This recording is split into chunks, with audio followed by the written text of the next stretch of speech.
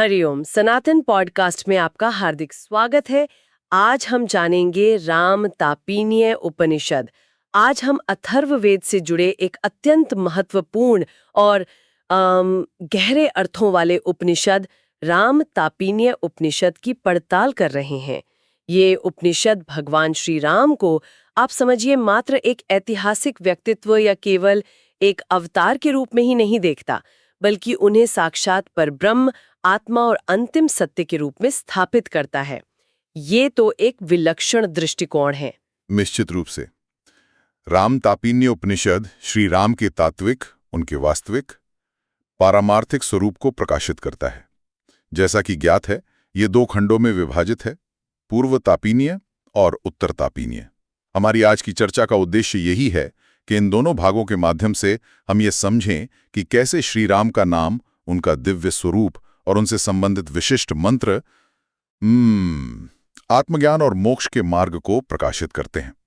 इसमें अत्यंत गहन आध्यात्मिक रहस्य और साधना की पद्धतियां समाहित हैं। तो आइए इस ज्ञान सरिता में अवगाहन करें। सबसे पहले राम पूर्व तापनीय उपनिषद पर ध्यान केंद्रित करते हैं। तो पहला और मौलिक प्रश्न तो यही उठता है कि आखिर राम तत्व का वास्तविक अर्थ क्या है। इस उपनिषद में राम शब्द की व्याख्या किस प्रकार की गई है? ये केवल एक नाम है या उससे कहीं अधिक? ये प्रश्न अत्यंत सारगर्भित है, क्योंकि यहीं से उपनिषद की यात्रा आरंभ होती है। पूर्व तापनीय उपनिषद राम शब्द की अनेक व्युत्पत्तियां और अर्थ प्रस्तुत करता है, जो उनके विराट स्वरूप को दर्शाती हैं। एक महत्वपूर्ण अर्थ है राजते मही इति रामः, अर्थात जो संपूर्ण पृथ्वी पर, संपूर्ण ब्रह्मांड में शासन करते हैं, विराजमान हैं, वे राम हैं। ये उनके सार्वभौम प्रभुत्व का संकेत है। राजते मही, ये तो उनके ईश्वरत्व को इंगित करता है। अच्छा, और योगियों के संदर्भ में भी कुछ कहा गया है? हाँ, अत्यंत सुंदर व्याख्या है। रमन्ते योगिनः अनन्ते नित्यानंदे चिदात्मनि इति रामपदे नासो परम ब्रह्मा विधीयते, अर्थात अनंत नित्य आनंद स्वरूप चिदात्मा में जिसमें योगी जन रमण करते हैं, आनंदित होते हैं, वही राम पद से पर ब्रह्म कहे जाते हैं। तो यहाँ राम केवल बाहरी शासक नहीं, बल्कि वो आंतरिक आनंद का स्रोत हैं जिसमें योगी स्थित होते हैं। अद्भुत। मतलब राम नाम स्वयं एक अवस्था है, एक अनुभव है। और भी अर्थ दिए गए हैं, जैसे राक्षसों के संहार से संबंधित। बिल्कुल, उन्हें राक्षसाणाम मर्दनम यस्मात् करोति, अर्थात राक्षसों का मर्दन, उनका संहार करने वाला भी कहा गया है। ये उनके धर्म स्थापन और दुष्ट दलन अवतार कार्य की ओर संकेत करता है। एक और रोचक व्याख्या है राहुवत तेजो हरणात्। जैसे राहु चंद्रमा के तेज को ग्रस लेता है, वैसे ही श्रीराम अपने प्रचंड तेज से असुरों के तेज और बल को हर लेते हैं। और शायद सबसे महत्वपूर्ण अर्थ ये है कि उन्होंने अपने आदर्श चरित्र और मर्यादित जीवन से धर्म का साक्षात पथ प्रदर्शित किया। तो राम नाम केवल एक पुकार नहीं, ये बुरों कार्यों, सत्ता और आंतरिक आनंद का एक संपूर्ण विधान है। इस नाम जप का क्या फल बताया गया उपनिषद में? क्या केवल नाम लेना ही पर्याप्त है? उपनिषद स्पष्ट कहता है कि राम नाम के श्रद्धापूर्वक जप से चतुर्विध पुरुषार्थ की प्राप्ति संभव है। ज्ञान, वैराग्य, ऐश्वर्य और अंततः परम गति अर्थात मोक्ष। यहाँ नाम जप को केवल यांत्रिक क्रिया नहीं माना गया है, बल्कि इसे गहरी समझ और भक्ति के साथ करने पर बल दिया गया है। उपनिषद ये भी स्थापित करता है कि राम का नाम ही अपरिमित है, नित्य आनंदमय है और स्वयं परब्रह्म का वाचक है। ये बात बहुत गहरी है कि नाम ही परब्रह्म का सूचक है। क्या इसे और स्पष्ट किया गया है? हाँ, एक सुंदर उपमा दी गई है।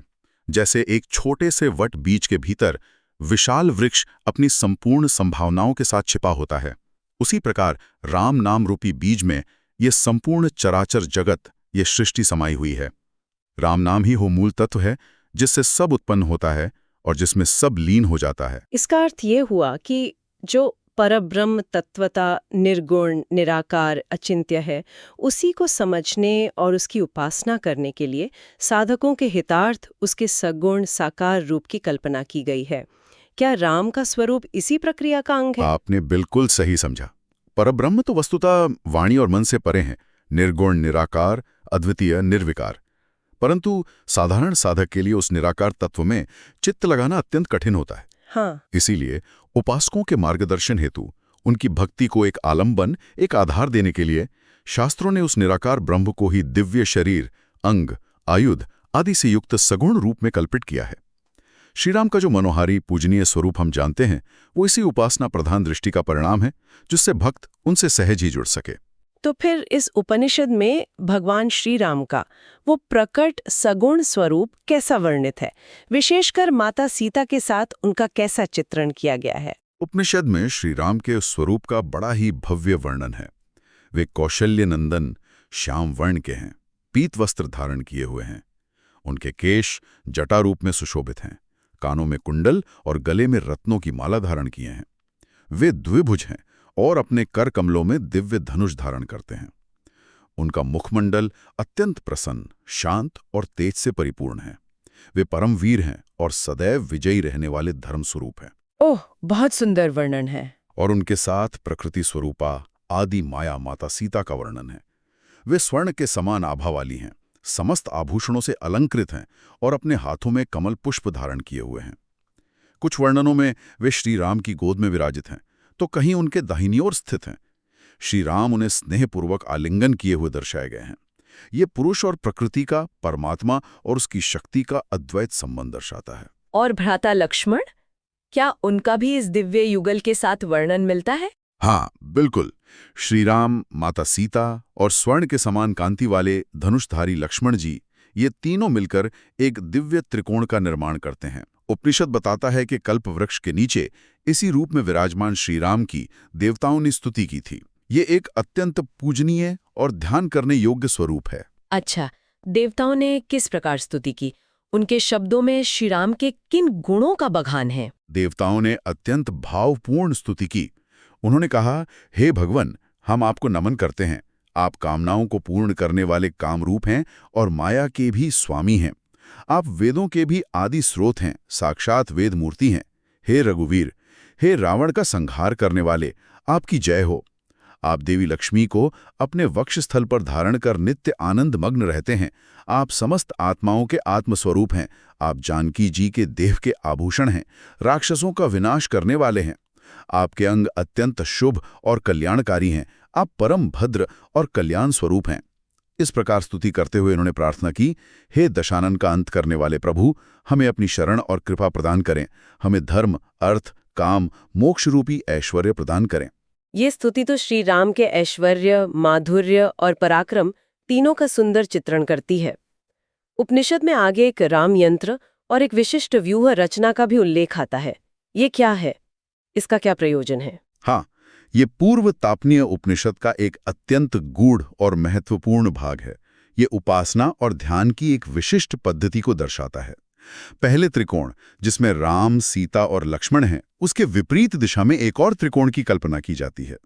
इस दूसरे त्रिकोण में श्री राम के बाईं ओर शत्रुघ्न जी, दाईं ओर भरत जी और उनके ठीक सामने बैठकर विनम्र भाव से उनके उपदेश सुनते हुए श्री हनुमान जी स्थित हैं।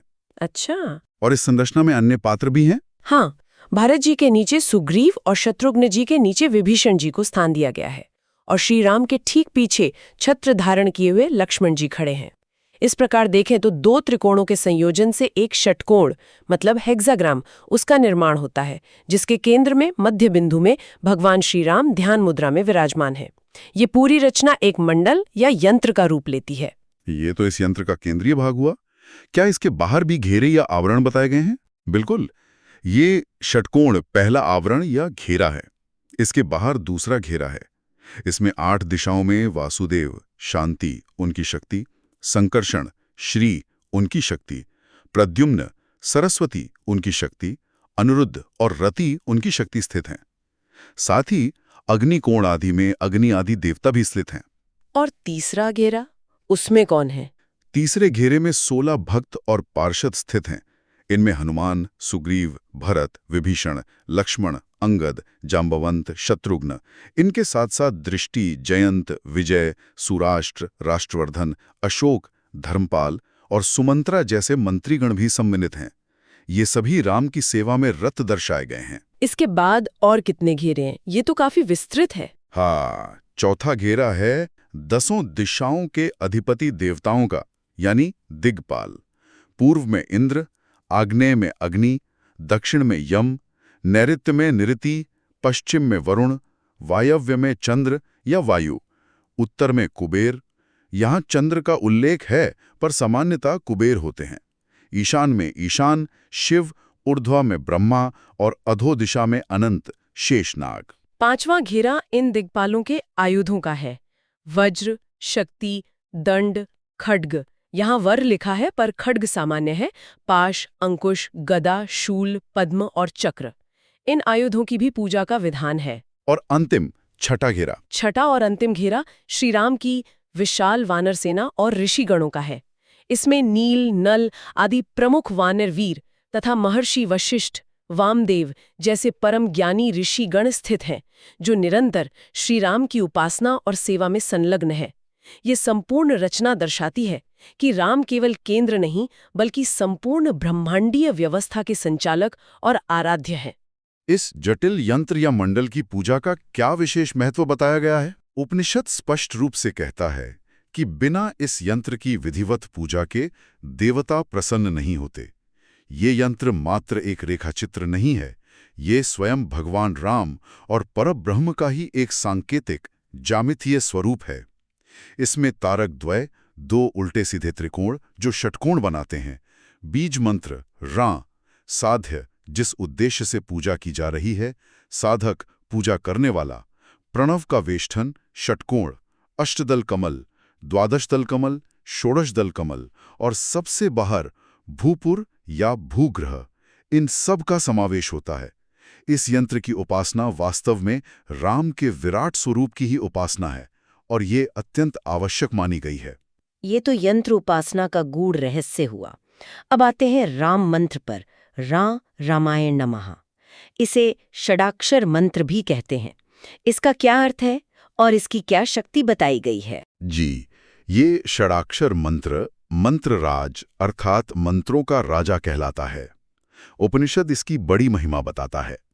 इसके अर्थ पर प्रकाश डालते हुए कहा गया है कि इसमें राम शब्द स्वयं परमात्मा या आत्मा का प्रतीक है, अंत में स्थित नमः शब्द जीवात्मा का प्रतीक है और मध्य में स्थित रामाय राम के लिए इन दोनों को यानी जीवात्मा को परमात्मा से जोड़ने वाला सेतु है।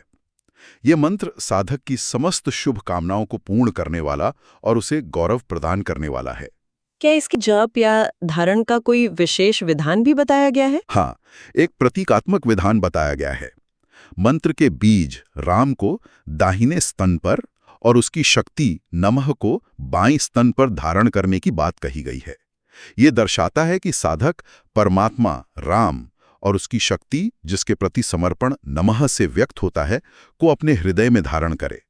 उपनिषद यह आश्वासन देता है कि जो साधक गदा, खड्ग, शंख और पद्म धारण करने वाले भगवान श्री राम की इस मंत्र द्वारा उपासना करता है, वो जन्म मृत्यु के भव बंधन से निश्चय ही मुक्त हो जाता है। पूरे ताकनीर उपनिषद में रामायण के प्रसंगों का भी उल्लेख है, जिनके माध्यम से राम की स्तुति की गई है। ये किस प्रकार किया गया है? हाँ, ऋषियों द्वारा की गई स्तुति में रामायण की प्रमुख घटनाओं को याद करते हुए श्री राम के लीला कार्यों का स्मरण किया गया है। ये दर्शाता है कि राम के ऐतिहासिक कार्य भी उनके पारमार्थिक स्वरूप से अभिन्न हैं। स्तुति का आरंभ रावण द्वारा सीता हरण के प्रसंग से होता है, जिसे रावण के विनाश का मुख्य कारण बताया गया है।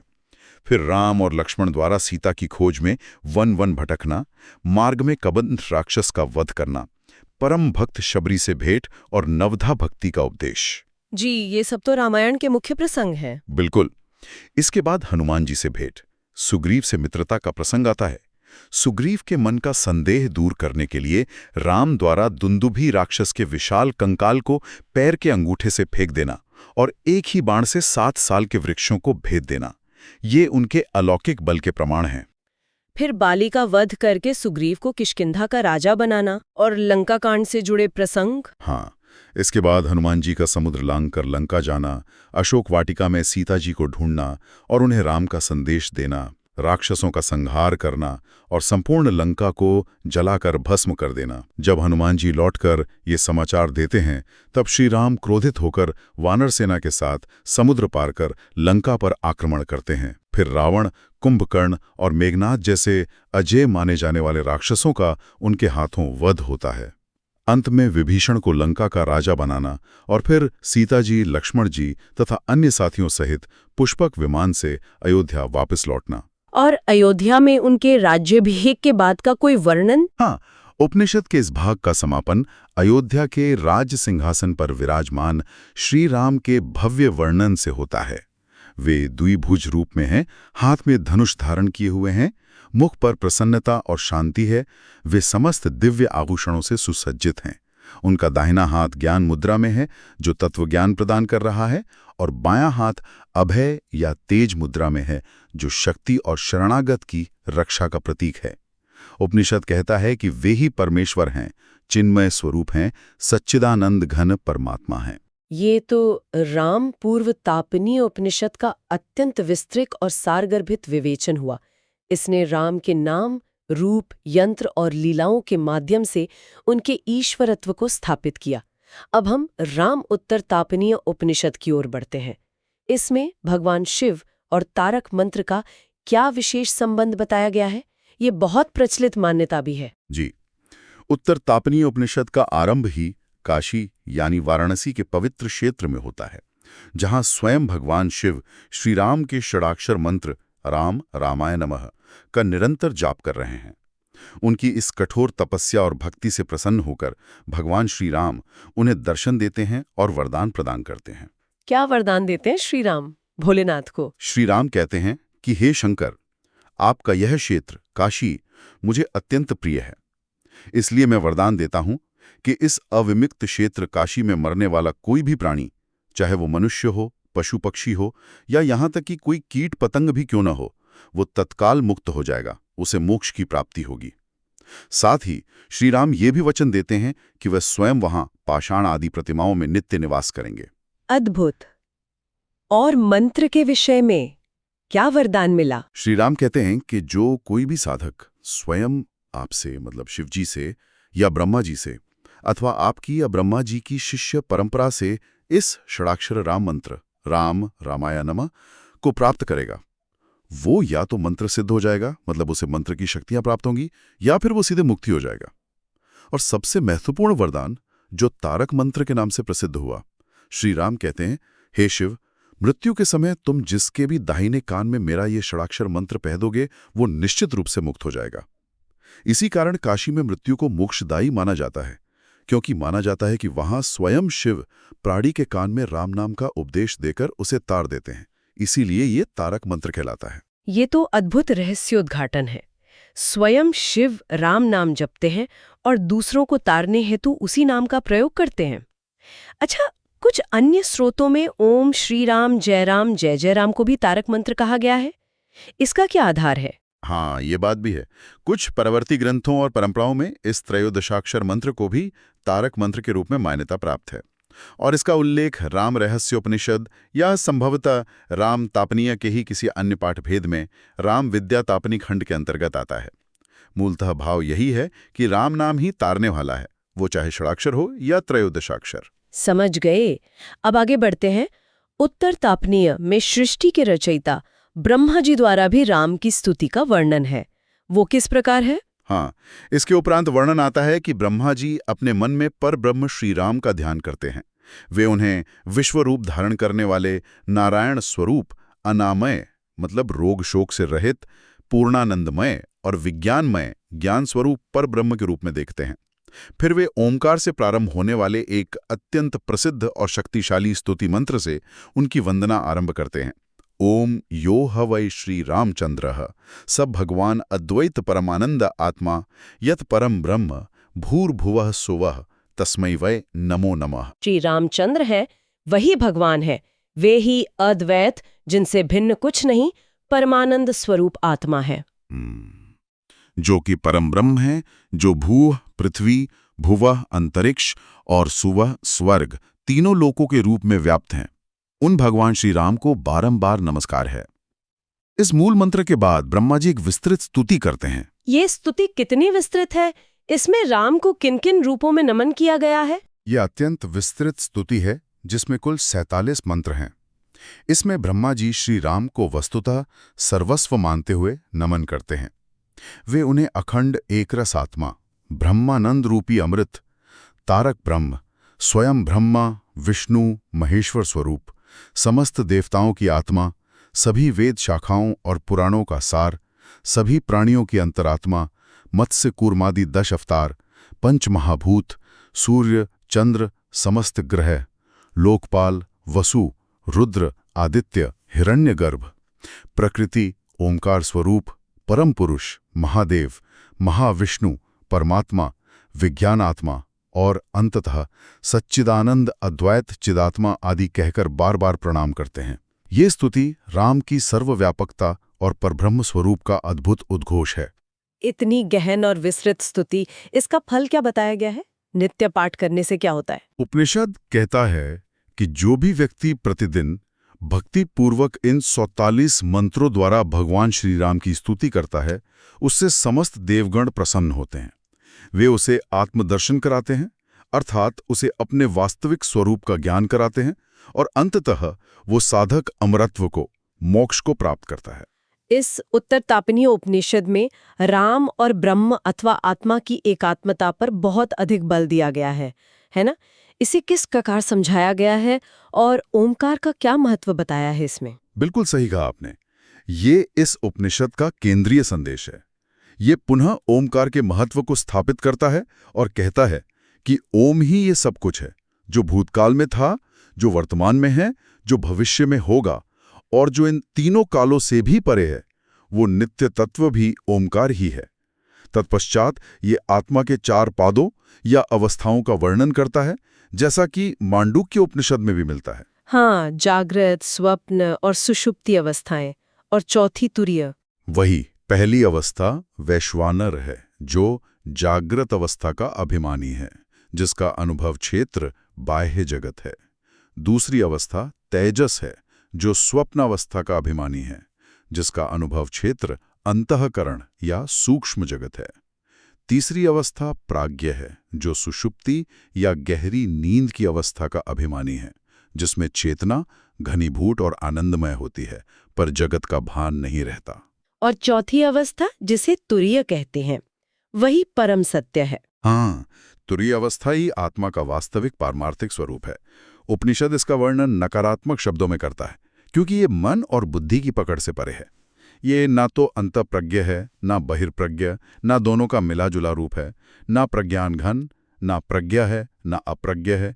ये अदृष्ट है, अव्यवहार्य है, अग्राह्य है, अलक्षण है, अचिंत्य है, अव्यपदेश्य है। ये केवल एकात्म प्रत्यय सार हैं, अर्थात मैं आत्मा हूं, इस एक अनुभव का ही सार है। ये प्रपंचोपशम है, जहां सारा द्वैत शांत हो जाता है। ये शांत है, शिव है और अद्वैत है, जहां कोई दूसरा नहीं। यही आत्मा है, यही जानने योग्य है। और उपनिषद का चरम उद्घोष है, अयम आत्मा रामा, यही आत्मा राम है। अयम आत्मा रामा, तो आत्मानुभूति का अर्थ ही राम की अनुभूति है। मतलब अहम ब्रह्मास्मि और अहम रामा अस्मि एक ही बात हुई। निश्चित रूप से उपनिषद यही स्थापित कर रहा है। जो साधक इस सत्य को जान लेता है कि अहम रामः अस्मि, मैं ही राम हूं, अहम आत्मा, मैं ही आत्मा हूं, अहम ब्रह्म, मैं ही ब्रह्म हूं, वो समस्त बंधनों से मुक्त होकर परम ज्योति स्वरूप रामभद्र, कल्याणकारी राम और मोक्ष के परमानंद को प्राप्त करता है। यही आत्म साक्षात्कार है, यही जीवन का परम लक्ष्य है। राम यहां व्यक्तिवाचक संज्ञा से उठकर तत्ववाचक संज्ञा बन जाते हैं। ये तो अद्वैत वेदांत का स्पष्ट प्रतिपादन है राम के माध्यम से। अच्छा, उपनिषद में अविमुक्त क्षेत्र यानी काशी का भी विशेष महत्व बताया गया है। ऋषि याज्ञवल्क्य और महर्षि अत्रि के बीच इस पर क्या संवाद हुआ है? जी, याज्ञवल्क्य महर्षि अत्रि के प्रश्न के उत्तर में बताते हैं कि वो अनंत अव्यक्त आत्मा कहाँ प्रतिष्ठित है। तो वे कहते हैं अविमुक्ते प्रतिष्ठितः, वो अविमुक्त क्षेत्र काशी में प्रतिष्ठित है। फिर वे अविमुक्त शब्द की व्याख्या करते हुए वरुणा और नासी नदियों का आध्यात्मिक अर्थ समझाते हैं।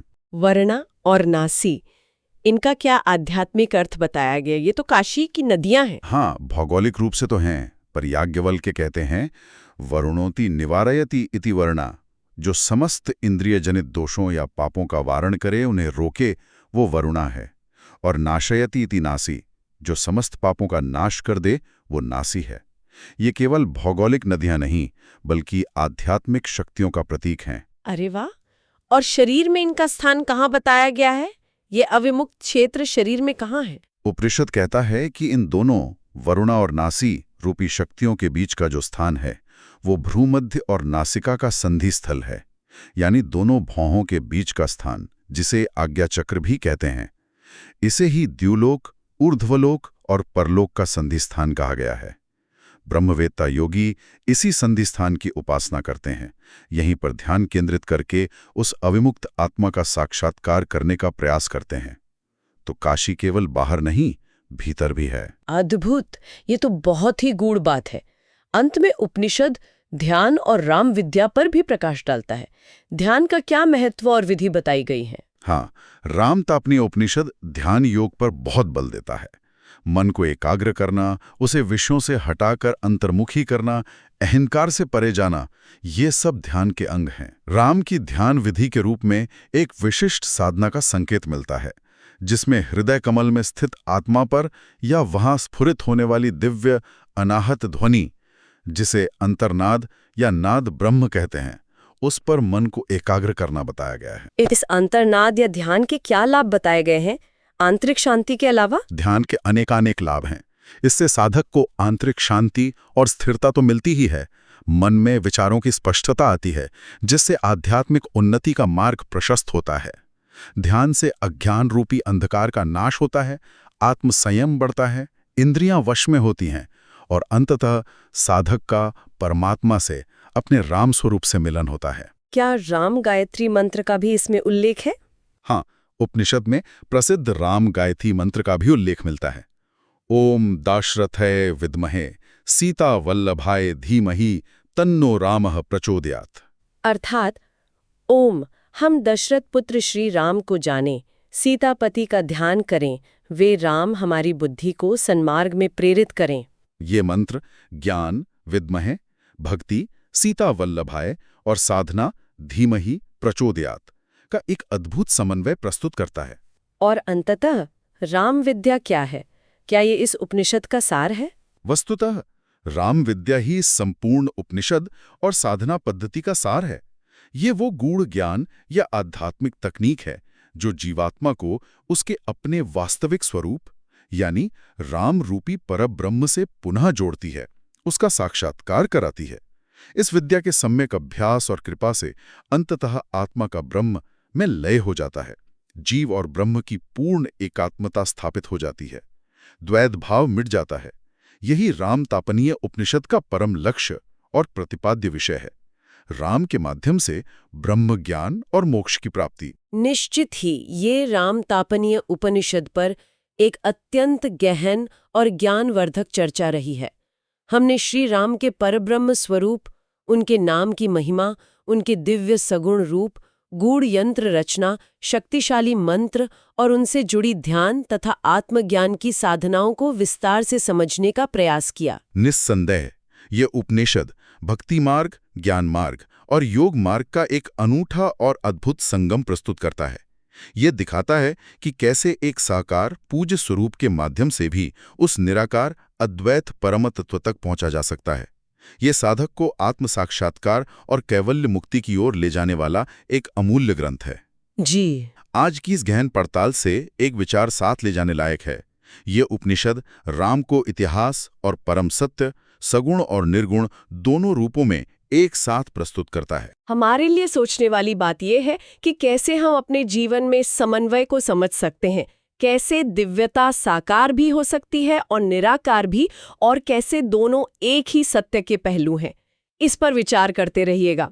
तो हमें आशा है कि आपको हमारी आज की चर्चा पसंद आई होगी। सनातन धर्म से संबंधित ऐसी ही और चर्चाओं के लिए हमारे चैनल को अवश्य सदस्यता लें। धन्यवाद।